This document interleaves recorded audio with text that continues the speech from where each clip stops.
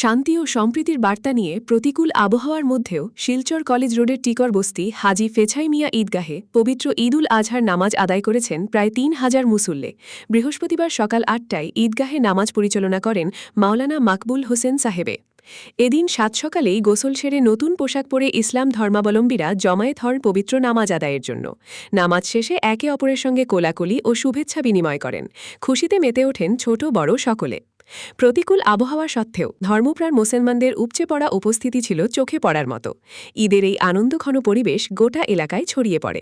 আজকে college road স্থিত ফেছাই মিয়া ঈদগাহ ময়দানে আমরা প্রশাসন, মিডিয়া এবং ইলেকট্রিশিয়ান প্রত্যেকের সাহায্যার্থে, এলাকার প্রত্যেক জনগণের সাহায্যার্থে সুষ্ঠু সুন্দরভাবে ঈদুল আজহার নামাজ আদায় করেছি। এই নামাজ আদায় করতে গিয়ে এত আনন্দ, এত খুশি হয়েছি যে কোনো অসুবিধা বাধাবিত্তি হয় নাই।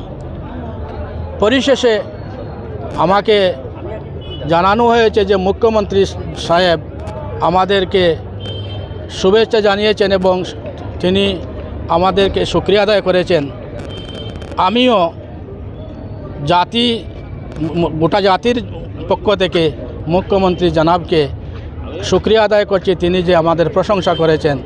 আমরা এই বছর অন্যান্য ধর্মাবলম্বীর মানুষদের অসুবিধা যাহাতে না হয়, আমাদের ইসলাম শিখিয়েছে যে কারোর কষ্ট দিয়ে, কারোর অসুবিধা দিয়ে নিজের ধর্ম পালন করা এটা বৈধ নয়।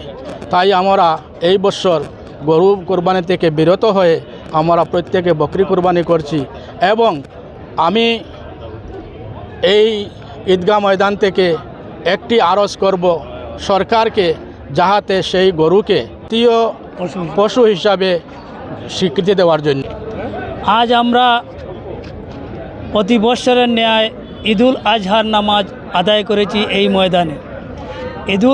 ঈদ মানে খুশি, আর এই ঈদের দিনে আমরা সবাই একত্রিত হয়ে আল্লাহ তাআলা প্রভুর কাছে এইটাই দোয়া করতেছি এবং করলাম।